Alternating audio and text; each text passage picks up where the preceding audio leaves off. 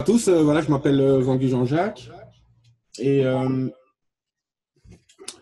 je suis plombier chauffagiste et je suis là pour vous présenter ce métier, pour éventuellement soulever quelques questions quand pour vous-même, pour votre choix personnel, si vous avez une direction et que vous hésitez encore à éclaircir en fait certaines ombres dans votre décision que vous avez à prendre.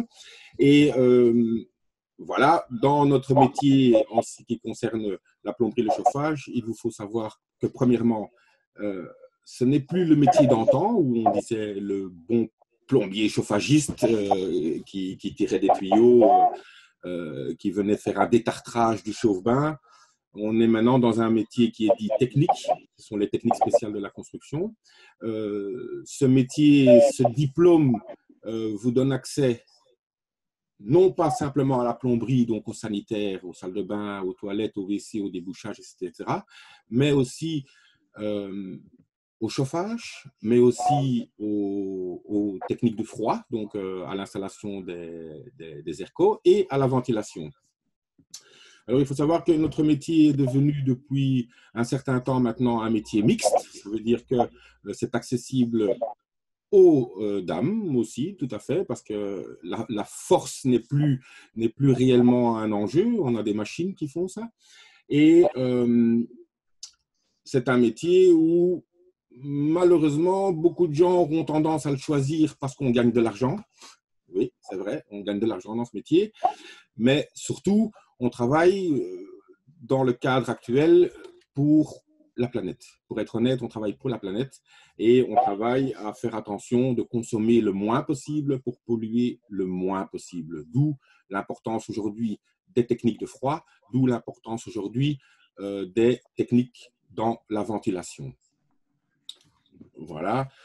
C'est avec un plaisir que je vais, moi et mes autres collègues, dans les formations de plomberie et de chauffage, vont vous accueillir, bien entendu. D'accord. Merci. Merci, Jack. Donc, une certaine conscience environnementale à travers ce métier. Exactement. Ouais.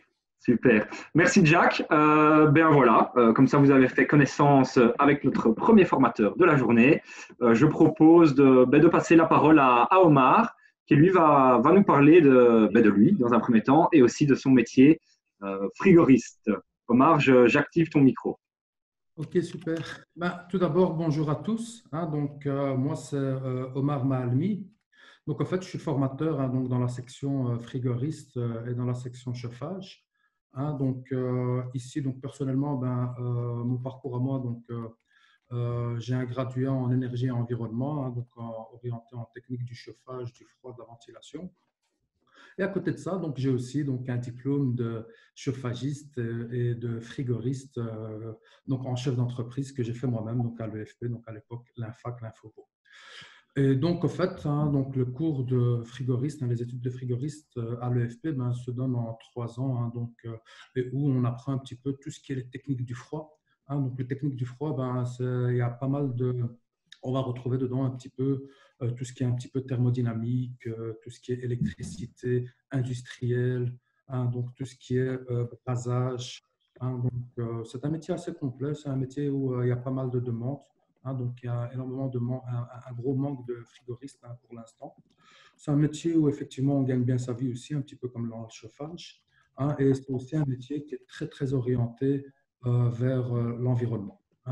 Ici, pour l'instant, donc, on a toute une série de fluides frigorigènes qui vont tomber tout justement donc pour pouvoir préserver notre environnement.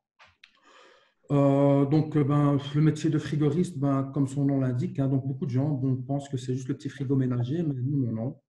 Donc, on va retrouver dedans tout ce qui est les pompes à chaleur, donc pour pouvoir chauffer des maisons. Il faut savoir qu'aujourd'hui, actuellement, la plupart des maisons qui sont construites sont des maisons qui sont dites passifs ou basse énergie. Et dans ces maisons-là, pour pouvoir les chauffer, généralement, on va utiliser une pompe à chaleur avec du chauffage sol et une ventilation double flux. On va retrouver aussi le métier de frigoriste un petit peu dans tout ce qui a trait au froid commercial. Les chambres froides qu'on peut retrouver chez des bouchers, des pâtissiers ou autres, et aussi dans tout ce qui a trait aux différents process dans la pharmaceutique, etc. Donc, c'est un métier qui est assez agréable. Hein. Pourquoi? Parce que pour la simple et unique raison, c'est un métier où tous les jours, on ne fait pas toujours la même chose. Hein. Donc, c'est un métier qui alterne tant travailler à l'extérieur qu'en intérieur, en toiture. C'est un agréable métier. Voilà, c'est tout ce que je pouvais vous dire pour l'instant, en tout cas. Ah bah, c'est une belle conclusion, hein. Ok, super. Merci Omar. En attendant la connexion de Pierre, je propose peut-être de passer la parole à Valérie pour nous parler peut-être un peu du concept de l'alternance et de comment se déroulent nos formations à l'EFP. Je te démute, Valérie. Oui, voilà, donc bonjour à tous. Donc pour vous parler un petit peu des formations à l'EFP, donc on est sur un système d'alternance. L'alternance, ça veut dire quoi? Ça veut dire que vous venez suivre des cours à l'EFP, en général à raison de 8 heures plus ou moins par semaine, soit en cours du jour, soit en cours du soir, en fonction des différents métiers ou des différentes formations. Et le reste du temps, vous êtes en stage en entreprise, donc un contrat d'alternance chez un patron formateur dans le métier que vous avez choisi. Donc, pour les métiers de chauffagiste, nous avons aussi bien la formation en apprentissage qu'en chef d'entreprise. Donc, en apprentissage, c'est une formation qui dure 3 ans et à laquelle vous avez accès à partir de 15 ans, avec un âge maximum de 25. Pour la formation chef d'entreprise, vous devez avoir au minimum 18 ans pour pouvoir vous y inscrire, mais pas uniquement avoir seulement 18 ans. Il vous faut normalement un minimum au niveau des études. Et donc, on demande que la personne qui s'inscrit en chef d'entreprise ait au minimum son 2e degré, donc la 4e année de l'enseignement secondaire supérieur. Et si ce n'est pas le cas, il y a toujours moyen d'accéder à nos formations par le biais d'un examen d'admission. Ces conditions d'admission sont valables aussi bien pour la formation de plomberie sanitaire que pour le chauffage, que pour le froid, que pour la formation HVAC ventiliste. Donc ça, ce sont les conditions d'accès générales. Voilà. Ok, super. Merci Valérie. L'alternance, finalement, c'est une partie en centre, une partie en entreprise. Pour travailler en entreprise, il faut faire des stages. Anne-Sophie, tu me vois évidemment venir. Comment est-ce que ça fonctionne finalement pour travailler en alternance? Eh bien, donc, Valérie l'a déjà pas mal expliqué. Hein. L'alternance, c'est en moyenne 1 jour de cours pour les conventions de stage et 1 ou 2 jours pour les apprentis. Et ça veut dire que le reste de la semaine, 3 ou 4 jours, ça se passe chez le patron. Donc, l'alternance, c'est vraiment apprendre son métier en étant à temps plein chez un patron. Voilà, ce sont des conventions de stage ou des contrats d'alternance qui sont rémunérés. Avec des allocations qui évoluent en fonction, qui sont des barèmes qui sont établis par année de formation. On est là évidemment les délégués à la tutelle pour aider à trouver des patrons. Alors au niveau des frigoristes, je ne sais pas trop comment ça se passe, mais honnêtement, plomberie, chauffage, c'est pas des métiers où il est très compliqué de chercher un patron, enfin de trouver un patron, mais c'est ce que j'allais dire évidemment, pour peu qu'on cherche. Voilà. Et alors, il y avait une question les jours précédents qui demandait si on était obligé de rester 3 ans chez un même patron. Donc, c'est vrai que les conventions ou les contrats sont établis pour la durée de la formation, mais parfois, ça peut être intéressant quand même de changer au bout d'1 an ou 2 en fonction. Si on veut aller voir un patron qui ferait un autre type de travail ou une manière différente de travailler. Ok, d'accord. Voilà. Pas impossible de switcher alors. Pas impossible. De toute façon, on est là, quoi qu'il arrive, vous venez voir le délégué à la tutelle pour faire les choses correctement, mais voilà. Ok, super. Merci Anne-Sophie. Alors, on a déjà une première question dans notre chat, une question de Gigot. Bonjour Gigot. Donc, qui nous demande, dans la formation plomberie, y a-t-il aussi une partie chauffage, entre parenthèses, maison unifamiliale, ou est-ce une formation bien à part? Donc, on se tourne peut-être plus vers Jack pour répondre à cette question. Bien entendu, comme je l'ai dit en introduction, le plombier chauffagiste fait du chauffage. Hein, donc, ad fine, on devient installateur chauffage et les calculs de dimensionnement, parce que bon, il y a l'évolution des techniques, il y a il y a les mesures de combustion maintenant pour éviter de polluer, etc., etc. Mais c'est devenu un métier relativement technique, donc c'est pas si facile. Et par rapport aux chauffagistes qui vont bien plus loin dans l'équilibrage d'une installation, et qui font des plus grosses puissances avec des gros tuyaux, et que dans une maison unifamiliale, ce sont des petits tuyaux. Il faut savoir que le calcul reste le même et qu'une vanne à 3 voies en 3/4 ou une vanne à 3 voies pour du 2 pouces, c'est une vanne à 3 voies. Donc, c'est exactement la même chose. Et c'est ça qui fait la particularité du plombier chauffagiste, du plombier, c'est que ça s'étudie comme les chauffagistes, en fin de compte.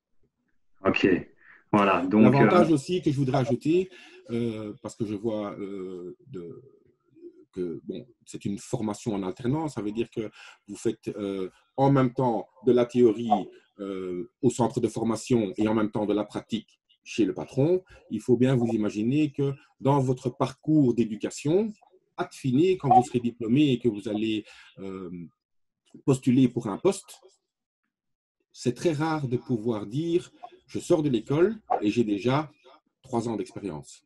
Et ça vaut de l'or. Tout à fait, tout à fait. Merci. Tu anticipes un petit peu la question de TP qui nous demande est-ce que nous sommes obligés de faire une formation en alternance? Je suppose que la question en dessous, c'est est-ce qu'on est obligé d'avoir un stage?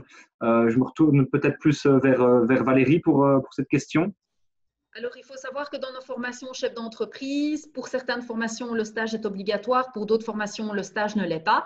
En l'occurrence, pour toutes les formations dont on parle aujourd'hui, le stage est obligatoire. Donc, il y a un minimum de 250 heures à prester pour pouvoir être en ordre en termes de stage. Donc, effectivement, si c'est pour une question, voilà, j'ai juste envie de suivre les cours, mais je n'ai pas envie de faire le stage, ce ne sera pas possible.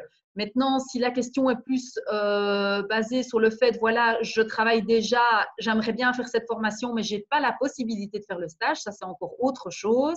Et là, pour les personnes qui sont dans ces cas-là, donc qui sont en reconversion professionnelle par exemple, on offre d'autres possibilités en termes de stage. D'accord. Donc, c'est au cas par cas. Je ne sais pas si j'ai répondu à la question, mais en tout cas, voilà. Ok, très bien. Ben, si ce n'est pas le cas, TP, n'hésitez pas à reformuler ou à poser d'autres questions. Ok, très bien. Donc, si jamais, excusez-moi, je me perds. Si jamais vous désirez, si vous êtes intéressé par nos formations et que vous désirez nous laisser vos coordonnées pour qu'on puisse vous recontacter par la suite, je vous invite alors, à ce moment-là, aller sur le site de l'EFP pour nous laisser vos coordonnées. Alors, comment est-ce qu'on fait? C'est assez simple. Je vais vous montrer. C'est un parcours qui dure approximativement 30 secondes. Quand vous êtes sur efp.be et que vous arrivez sur notre site, vous descendez jusqu'aux actualités qui sont ici un peu plus bas. Et une fois sur l'actualité e-tour des métiers de l'EFP, vous cliquez dessus. Et tout en bas de l'actualité, vous avez un bouton « Je laisse mes coordonnées ». Voilà, donc si jamais les formations vous intéressent et que voilà, l'inscription vous intéresse, n'hésitez pas à nous laisser vos coordonnées. Bien entendu, on vous recontactera par la suite.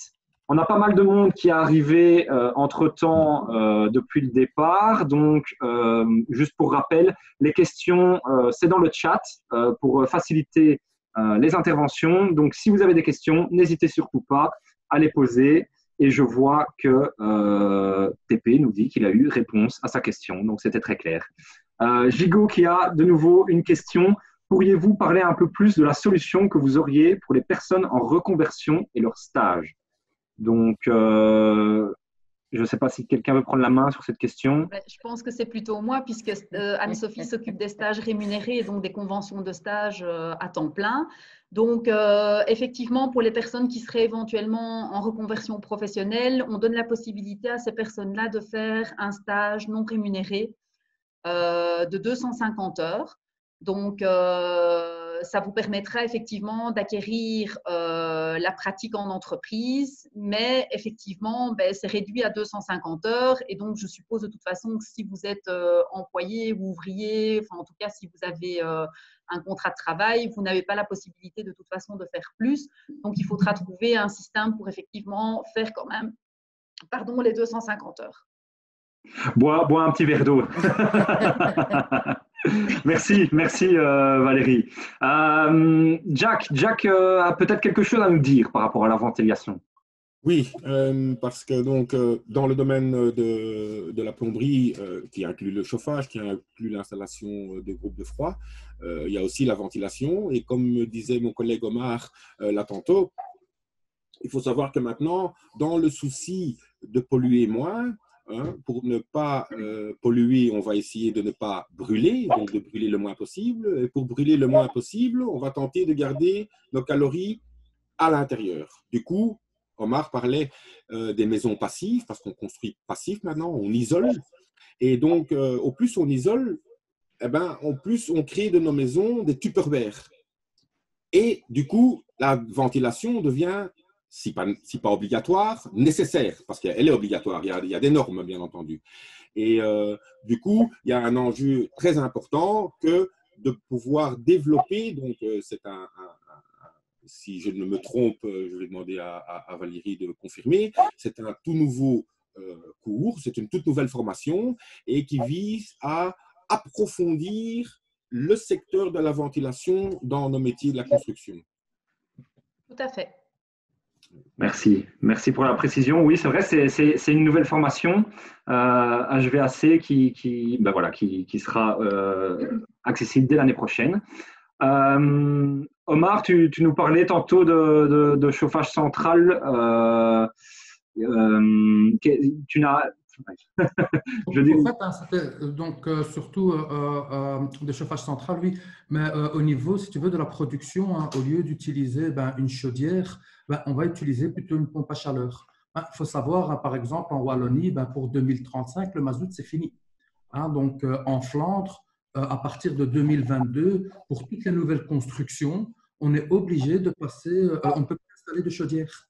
Hein, on sera obligé d'installer, par exemple, des pompes à chaleur ou autres. Hein, donc, il n'y a rien à faire aujourd'hui. Hein, donc, il y a tout un secteur qui est en train de s'ouvrir. Hein, et chauffer une maison aujourd'hui, souvent, on va plutôt chauffer, en tout cas pour les nouvelles habitations. Hein, donc, on va surtout souvent chauffer avec tout ce qui est pompe à chaleur. Ça peut être des pompes à chaleur RR, ça peut être des pompes à chaleur RO, souvent RO, hein, donc ce qui nous permet justement de faire une petite production d'eau chaude, hein, qui va permettre d'alimenter donc notre chauffage sol ou des ventiloconvecteurs, etc. Il y a aussi la possibilité d'avoir une production d'eau chaude sanitaire, hein, donc avec ce qu'on appelle des boilers thermodynamiques, hein, qui vont consommer plus ou moins 4 fois moins, hein, d'électricité qu'un boiler électrique normal, traditionnel. Hein, donc, c'est un petit peu tout ça. Ok, merci. Merci Omar. Nous avons Maxime qui nous pose une question. Donc, bonjour Maxime. Concernant la formation de frigoriste, faut-il une base en électricité pour démarrer avec vous? Non. Donc, la formation de frigoriste, il n'y a aucune base, en fait. On apprend tout de A à Z, c'est pour ça qu'on a 3 ans. Hein, donc, on a la prépa qui est une année très importante, hein, où on a une petite, je pense, une petite soixantaine d'heures d'électricité, une quarantaine ou soixantaine d'heures d'électricité, et où on revoit justement toute l'électricité. C'est orienté électricité industrielle, hein, ce n'est pas électricité bâtiment, donc c'est plus tout ce qui est les contacteurs, les relais. Hein, donc, on a aussi un cours de régulation. Hein, donc, non, tout est vu de A à Z dans le cadre des cours, même pour pouvoir braser. Donc, il y a un cours de brasage, hein, c'est un petit peu de la soudure, si on veut, entre guillemets, hein, qui permettent justement, hein, donc de braser nos cuivres, sont vus en classe. Hein, donc, il y a un cours pratique qui est donné, hein, donc, dans le cadre de la formation. Donc, tout est vu de A à Z. Hein, donc, okay. On n'a pas vraiment de prérequis. Après, voilà, il n'y a rien à faire. Quelqu'un qui a déjà de très bonnes connaissances en électricité, qui a de très bonnes... c'est un plus pour lui. Hein, ouais. On ne demande pas d'avoir cette à la base. Ok, donc accessible à tous. C'est un peu le but. Hein. Super. Merci. Donc voilà, Maxime, n'hésite pas si tu as encore des questions. Alors, je vais juste si vous avez des questions, je n'arrête pas de le dire, n'hésitez pas à le mettre dans l'onglet conversation. Mais si vous en avez qui arrivent après le workshop, parce que ça peut arriver qu'on ne les trouve pas sur le moment, n'hésitez pas à nous les envoyer par mail à notre adresse email info@efp.be.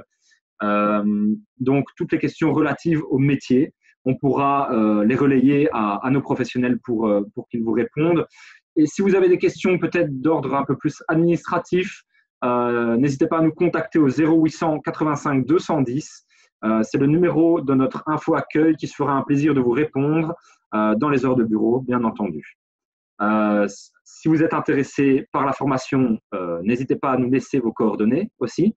J'ai montré tantôt comment faire sur le site efp.be, c'est assez simple. Ou alors à nous suivre sur les réseaux sociaux, qui est un moyen en fait, de communication via lequel on répond aussi à vos questions. Je ne sais pas si quelqu'un a peut-être quelque chose à ajouter pour ponctuer ce workshop. Ça semble clair pour tout le monde. Ok, super. On arrive tout doucement à la fin du workshop. Donc, si vous avez des questions, c'est le moment. N'hésitez pas. Nos professionnels ont pris le temps de… Ah, on a ZZ qui nous pose une question. Bonjour, je compte me lancer dans la formation frigoriste. Pourriez-vous m'éclaircir sur ce métier? Bon, c'est une question assez large, Omar, je t'en prie. Oui. Donc, tout d'abord, bienvenue. On peut dire que c'est un métier d'avenir. Donc, il y a énormément, comme je disais, donc, il y a énormément, un gros manque de techniciens frigoristes sur le marché. Donc, c'est un métier où on gagne assez bien notre vie, il faut dire ce qu'il y a. C'est un métier qui est assez complet. Pourquoi? Parce qu'on voit tout justement différentes techniques dedans. Donc, tout ce qui est technique, comme on disait là tantôt, donc tout ce qui est thermodynamique, donc tout ce qui est l'utilisation d'un chalumeau, tout ce qui est électricité industrielle. Donc, c'est un métier où il y a pas mal d'ouverture, je veux dire ça comme ça un petit peu. Donc, j'ai parlé là tout de suite, donc pas mal sur tout ce qui est pompe à chaleur, mais il n'y a pas que ça. Donc, on va voir aussi tout ce qui a trait aux chambres froides, donc pour tout ce qui est agroalimentaire, entre guillemets. Donc, et aussi où là, il y a énormément de demandes actuellement, en tout cas. Il faut savoir que les cours de frigo chez nous, donc généralement, ceux qui réussissent, le taux d'engagement est de, je pense, 100%. Tous mes anciens élèves, j'en connais pas un qui me dit qu'il est au chômage ou qui n'arrive pas, parce que je garde pas mal de contacts avec eux. Donc, c'est un métier où, généralement, dès qu'ils sortent, et même pendant, parce que comme on a discuté là tantôt, donc, où il y a un stage à faire, généralement, le patron, c'est très rare qu'il va investir en un jeune pendant 3 ans, donc à lui apprendre le métier, et qui, au final, ne va pas lui faire signer un contrat. Donc, c'est un métier vraiment qui en vaut vraiment la peine. Et puis, c'est un métier qui est très, très agréable. Il faut dire ce qu'il y a. Okay. Est-ce que suite à cette formation, évidemment, on peut se lancer comme indépendant? Est-ce qu'on a les bases, on a tout ce qu'il faut pour pouvoir se lancer directement? Donc, au bout des 3 ans, donc effectivement, donc c'est un diplôme de frigoriste en tant que chef d'entreprise. Donc, d'un point de vue administratif, ça ne pose aucun problème. Mais personnellement, moi, je le déconseille à mes élèves, parce qu'il n'y a rien à faire. C'est un métier qui demande de la pratique. Donc maintenant, après, comme je veux dire, c'est un peu un océan, donc on a tout ce qui est clim, pompe à chaleur, chambre froide, etc. Donc, il faut voir. Si maintenant, pour une personne ce qui l'intéresse, c'est tout ce qui est climatiseur, etc., pompe à chaleur, généralement, donc, avec 1 ou 2 ans d'expérience, on peut se lancer tout doucement. Mais par contre, pour tout ce qui est chambre froide, donc, si c'est pour tout ce qui a trait au commercial, c'est-à-dire pour les bouchers, etc., je conseille quand même 3 ans donc de pratique auprès d'un patron. Et puis, pour tout ce qui est froid, ce qu'on appelle le froid industriel, donc tout ce qui est ammoniac, etc., il faut carrément 5 ans. Donc, il faut plus ou moins 5 ans d'expérience pour être à l'aise. Il faut se casser les dents. Donc, après, voilà, libre, chacun fait. Donc, à partir du moment où il a le document qui lui autorise, personne ne peut. Tout à fait, bien sûr. Je pourrais juste rajouter donc, par rapport à ça, en plus de nos formations de base en chauffage ou en froid, on a également des formations continues qui sont développées dans ces métiers-là. Donc, ce n'est pas inintéressant aussi parce que de plus en plus d'employeurs demandent certains agréments pour pouvoir engager certaines personnes. Donc, dans les métiers du front, on a la certification frigoriste qui est organisée en formation continue. Et alors, tous les agréments, G1, G2, le L, aussi bien pour la région wallonne que pour la région flamande, que pour Bruxelles, qui sont aussi organisés à l'EFP. Et ce sont aussi les formateurs qui sont présents ici qui dispensent ces formations-là. Ok, d'accord. Merci Valérie. On a Oud Paubric qui nous dit bonjour concernant le métier HVAC. Pourrais-je avoir plus d'informations? Alors, si tu as des questions précises, Oud, ça pourrait nous aider. Maintenant, Jack, je ne sais pas si… qu'est-ce qu'on peut dire sur le métier d'HVAC? Le mot HVAC inclut tout. hein. Il faut savoir que c'est le chauffage, c'est la clim et c'est la ventilation. Maintenant, dans l'HVAC, ici, plus spécifiquement la ventilation, alors, hein, c'est réellement le terme ventilation, c'est de enlever, donc de diluer la pollution qui est présente dans l'air. Ça, c'est en gros le terme. Et il faut savoir qu'une bonne ventilation va pouvoir remplacer toute l'air présent de la pièce une fois à une fois et demie chaque heure. Hein. Mais à partir de là, c'est pas tout la ventilation. La ventilation peut vous donner plein de résultats différents. On peut envoyer de l'air qui vient de l'extérieur ou de l'air qui est repris de l'intérieur, hein, et refiltré, mais on peut le chauffer, on peut le refroidir, on peut le parfumer, on peut l'aseptiser. Dans les hôpitaux, c'est un grand monde. Hein. Il faut savoir que la ventilation en elle-même, c'est pas juste je mets un petit ventilateur et je rafraîchis un petit peu en été quand il fait 25 degrés à l'intérieur. Donc c'est vraiment un calcul, c'est une technique, c'est une installation, ce sont des appareils, ça demande de l'entretien. Donc, ce n'est pas que vous avez fait une installation et puis vous êtes parti. Non, non, on revient pour entretenir, il y a des filtres à changer. Voilà, c'est un monde entier dans les techniques de la construction. D'accord, ok. Merci, merci Jack. Je pourrais me permettre peut-être de poser une question à Jack qui pourrait peut-être éclaircir peut-être les questions des personnes qui suivent le workshop. Bien Donc, sûr. est-ce que pour toi, Jack, n'importe qui peut s'inscrire en HVAC ventilation ou est-ce qu'il vaut mieux avoir des bases, que ce soit en froid, en chauffage ou en sanitaire? Disons qu'en règle générale, les candidats qu'on va retrouver dans la formation HVAC, donc ventilation, sont déjà des chauffagistes ou des plombiers qui ont compris qu'il y a encore plus de business entre guillemets à se faire, hein, parce que bon, l'argent reste quand même un moteur, il ne faut pas se le cacher. Et évidemment, ça ne demande rien d'autre. On pourrait commencer et commencer une formation et de dire je ne fais que la ventilation. Il y a moyen de bien survivre, mais il faut savoir qu'on va être limité à quoi? Dans un groupe de ventilation, si on doit se connecter pour envoyer de l'air froid ou si on doit se connecter pour envoyer de l'air chaud, ben cette production de froid ou cette production de chaud, ben, à la vanne, on va s'arrêter. Il va falloir appeler un chauffagiste ou un frigoriste pour l'amont, en fait. Voilà. On pourra installer tout le froid, mais pour brancher la chaleur ou pour brancher le froid, les frigories, il va falloir un autre corps de métier. Tandis que si vous êtes déjà frigoriste ou si vous êtes déjà chauffagiste, eh ben, c'est un complément non négligeable à votre panel de ce que vous pouvez proposer à vos clients potentiels. À tout, finalement. C'est la parole, en fait, hein, juste par rapport justement à ce nouveau métier de ventiliste. Hein, donc, on avait parlé donc un petit peu de tout ce qui était nouvelles habitations, hein, donc passif, basse énergie. Il faut savoir qu'aujourd'hui, construire une habitation sans ventilation, ça n'existe pas. Hein, donc, je veux dire, le métier de ventiliste, à mon sens, c'est un métier d'avenir. Hein, donc, c'est un métier qui n'a rien à faire, qui va se développer. Hein, donc, ici, on va parler donc, de tout ce qui est habitation, mais il y a aussi tout ce qui est bâtiment de bureau, hein, où là, on va avoir tout ce qui est groupe de pulsion, groupe d'extraction, etc.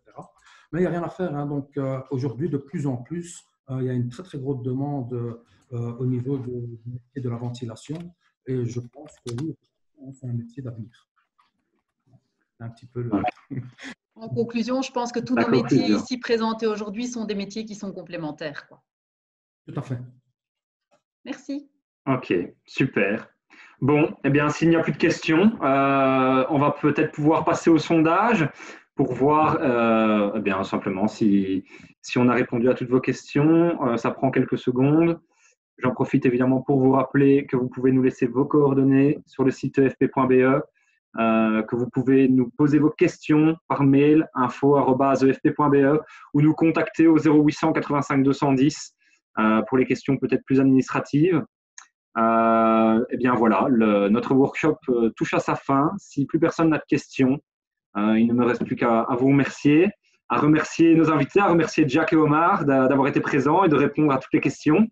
Valérie et Anne-Sophie aussi, évidemment, pour répondre eh bien, aux autres questions plus administratives, mais dont tout le monde a besoin aussi.